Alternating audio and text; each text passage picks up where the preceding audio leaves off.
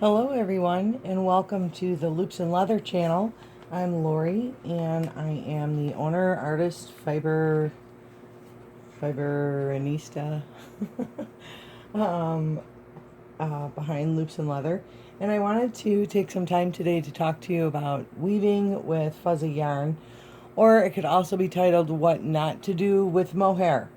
Um, I do love mohair. I raise Angora goats and process their fleeces. First, I spin it and weave it, crochet with it, and I do love it. But it definitely poses some challenges when you're weaving. Similarly, other fuzzy yarns, commercially available yarns that you may get that are really fuzzy, you'll have similar problems. So I wanted to share a project that I'm working on. This is a gorgeous mix of mohair, a slubby rayon yarn, and some chunky acrylic, possibly wool mix yarn. It was a mystery yarn that I purchased from someone.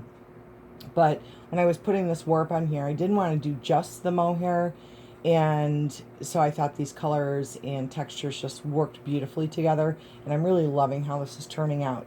But I wanted to go ahead and share some tips that might help other weavers when working with fuzzy yarns. So first of all, one of the things that let me back up a little bit. I'm weaving on my Ashford Knitter's loom. This is a 20-inch wide loom, and I'm hoping that by the time that this is all complete and wet finished, that it will be somewhere around 18 inches wide. That remains to be seen, but it'll be a nice wide wrap. And when you are knitting or crocheting or weaving with fuzzy yarns, it gives you this beautiful halo effect. So it's very soft. They're not tight, defined stitches, but it's a very soft and slightly fuzzy texture. And with this mohair, this particular mohair, it has these big tufts of Angora fiber, so mohair fiber. And I actually refer to them almost like flags, where you'll have these giant tufts, and it's almost like cotton candy because it's so fluffy and fuzzy. And as I'm weaving, it's getting caught underneath the weft yarn that goes back and forth, and you can see it's making these great slubs and tons of texture in this wrap. So the things that I'm finding helpful while doing this project, first I'm using a 5 DPI heddle. Now normally I would not use a heddle that's this big or this wide for finer yarns. I might use a 12.5 or a 15. They have a lot more slots and holes. It gives you a denser, tighter fabric when you're finished. But because I don't want to braid off these gorgeous tufts of mohair, and I've got this chunky yarn in here, I had to pick a heddle that would accommodate the fibers or the yarns that I'm using. And so it's giving me this nice open warp, and as I'm beading, I'm not beading tightly, I'm beading fairly loosely, so it's giving me a nice open weave on the finished piece. The other thing that I've actually had a couple people ask about, what size shuttle should I use? Does it matter?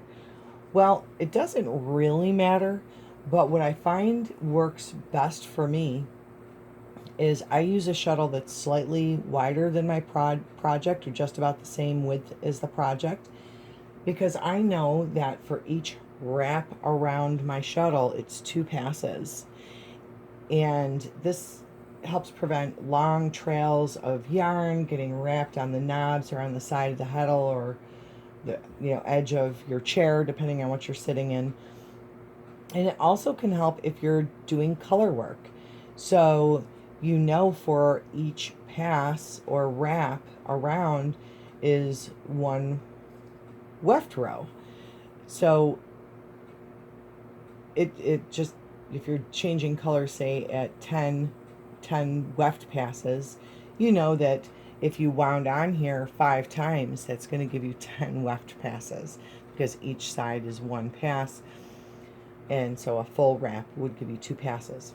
I hope that math makes sense. But anyway, I find that helpful. The other thing that I strongly encourage anyone to do, even if they're not using fuzzy yarn, is making sure that when you're warping and you're rolling on your warp, when you're, preparing your yarns for weaving, and when you're working on your piece, that you're putting paper between your layers. This helps keep your warp tension even. Especially in a piece like this where I've got these chunky sections, what I found was if I didn't have the paper in here, these yarns were starting to spread and I was getting ridges, really defined ridges where this bulky yarn was, and it was messing up with the tension on the rest of my yarns throughout the warp.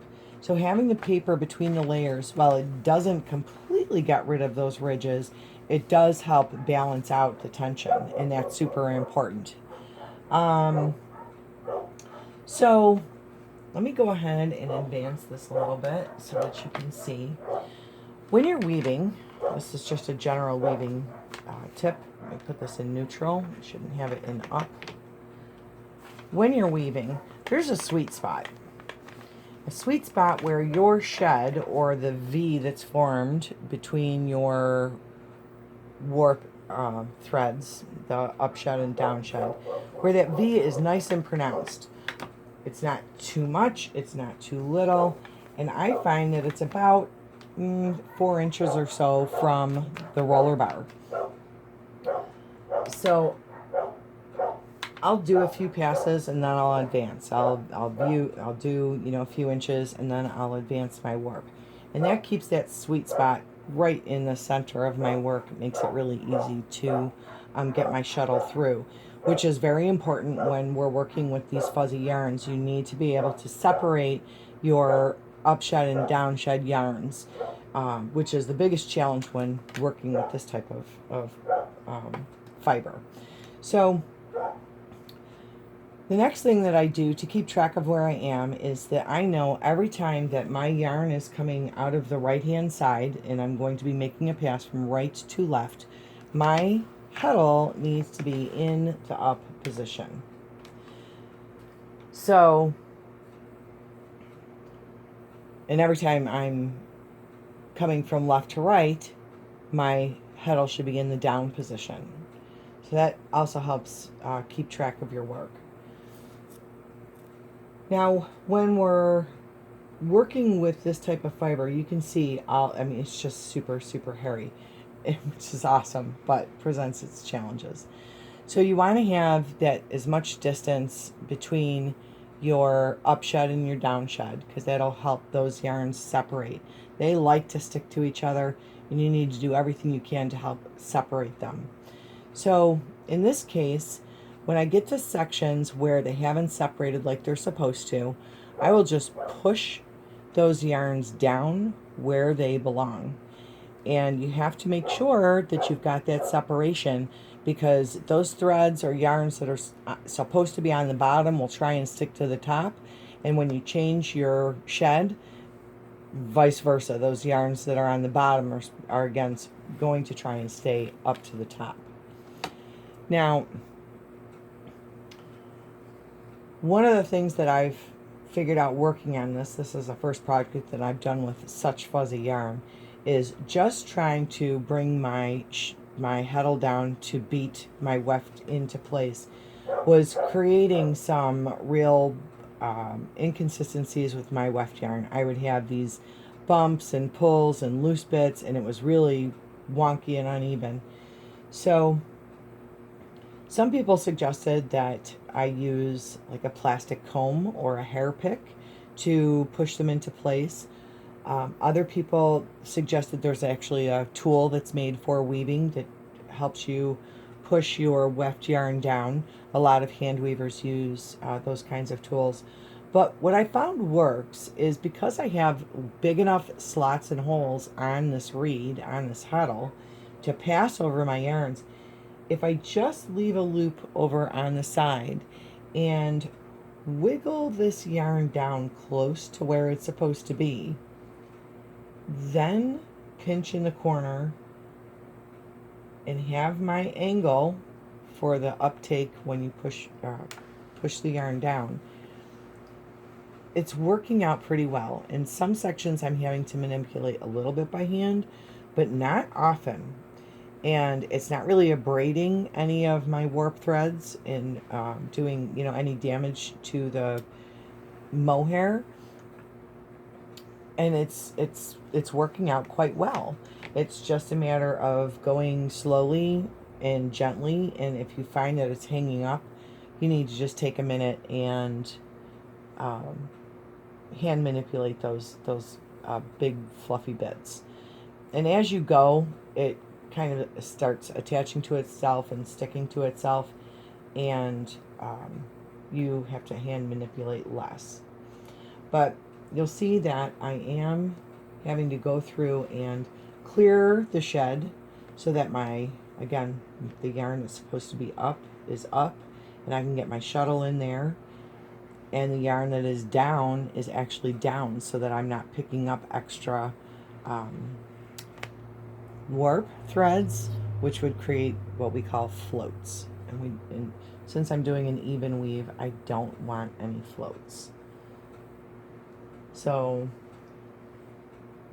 once I've moved those yarns where they need to be, I keep calling them threads, sorry. It's not too bad passing the shuttle through. And again, pinch in the corner, have the angle. Some people do an arc, and that's fine too. Just make sure that you're getting the weft yarn close to where it needs to be, but you still need to have that angle in there to allow for the uptake when you push it into place. And I'm just kind of kissing it where it needs to be. I'm not pushing hard at all because, like I said, I want it to be a nice open weave.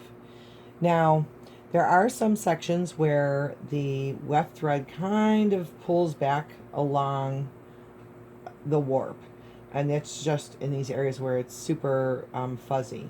So if it really gets to be too high and it's not aligned at all, I'll just take my finger or my fingernail and kind of push those into place. With this kind of project, that ultra neat, every pass has to be lined up and perfect. You can't do that with a project like this. You have to kind of just relax and go with it.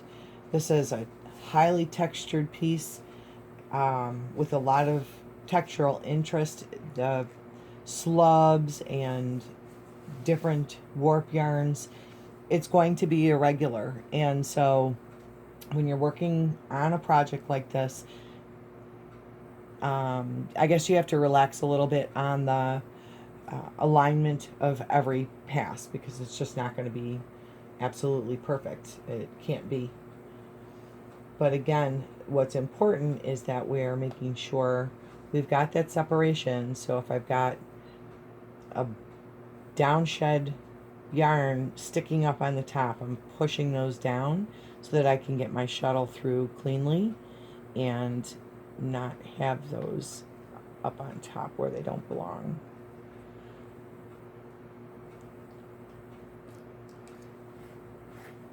And there you have it. Oh, my weft thread, I forgot to mention. This weft thread was a spool that I purchased of this gorgeous, hope you can see it well, it's this super soft, fuzzy boucle. This may actually have mohair in it as well. The halo on it suggests that it might, but it is a mystery yarn, so I'm treating it like it's an acrylic, maybe an acrylic mohair blend, which works fine for this project, because when you're mixing fibers, mixing materials like acrylic and mohair, for washing and handling purposes, you want to treat it like the most delicate one in the mix, and in this case that'll be the mohair, the natural fiber. So this is not going to be a piece that I just throw in the dryer. It'll be a hand wash, hang to dry. If it was all acrylic, I'm sure I could just put it in the washer and dryer, maybe gentle cycle. But since I know that there are natural animal fibers in here, we're going to make sure that we treat it as if it was all animal fiber.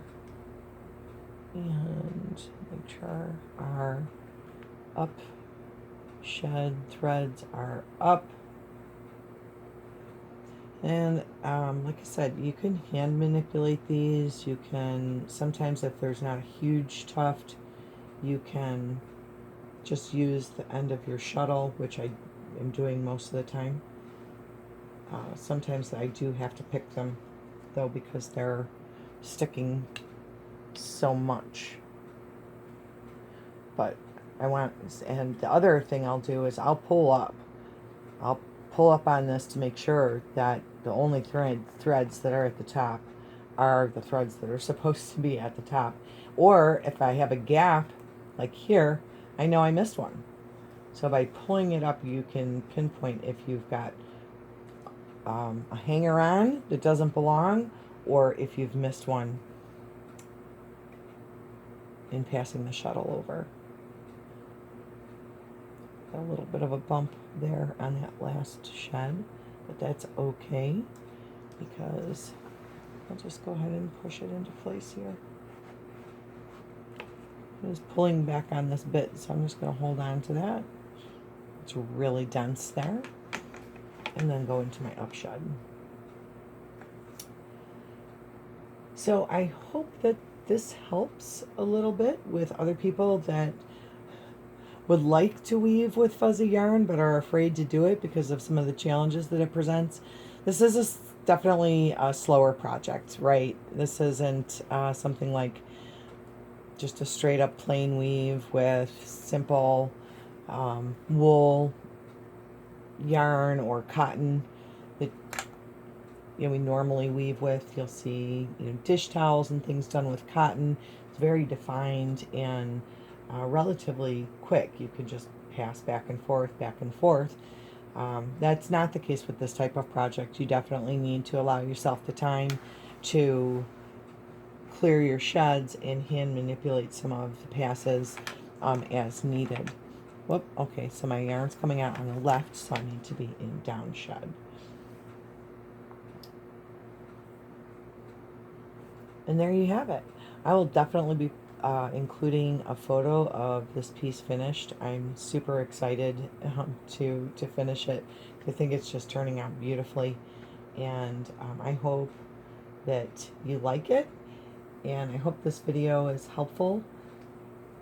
But if you have comments, suggestions, I'm pretty new to doing this, so I do appreciate the support from people who like and subscribe and follow me, and any comments that you have that you would find helpful in the videos, please feel free to leave those suggestions for me, and I will try and take all that feedback into consideration on the next one.